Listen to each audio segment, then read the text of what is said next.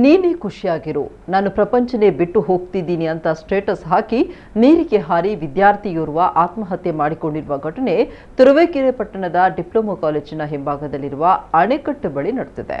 ಗುಪ್ಪೇನಹಳ್ಳಿ ಗ್ರಾಮದ 19 ವರ್ಷದ ಧನುಷ್ ಮೃತಪಟ್ಟ ಯುವಕ ಬೆಳಗ್ಗೆ ಕಾಲೇಜಿಗೆ ಹೋಗ್ತೇನಂತ ಹೇಳಿ ಹೋದವ ಸಂಜೆಯಾದರೂ ಮನೆಗೆ ಮರಳದ ಕಾರಣ ಆತಂಕಗೊಂಡ ಪೋಷಕರು ಹುಡುಕಾಟ ನಡೆಸಿದ್ದಾರೆ. ಈ ವೇಳೆ ಡಿಪ್ಲೊಮಾ ಕಾಲೇಜಿನ ಹಿಂಭಾಗದ ಅಣೆಕಟ್ಟೆಯೊಂದರ ಬಳಿ ಬ್ಯಾಗ್, ಚಪ್ಪಲಿ, ಮೊಬೈಲ್ ಪತ್ತೆಯಾಗಿದೆ. ತಕ್ಷಣ ತುರುವೇಕೆರೆ ಪೊಲೀಸರಿಗೆ ಮಾಹಿತಿ ನೀಡಿದ್ದಾರೆ. ಘಟನಾ ಸ್ಥಳಕ್ಕೆ ಧಾವಿಸಿದ ಅಗ್ನಿಶಾಮಕ ದಳ ಕಾರ್ಯಾಚರಣೆ ನಡೆಸಿದಾಗ ನೀರಿನಲ್ಲಿ ವಿದ್ಯಾರ್ಥಿ ಧನುಷ್ ಮೃತದೇಹ ಪತ್ತೆಯಾಗಿದೆ.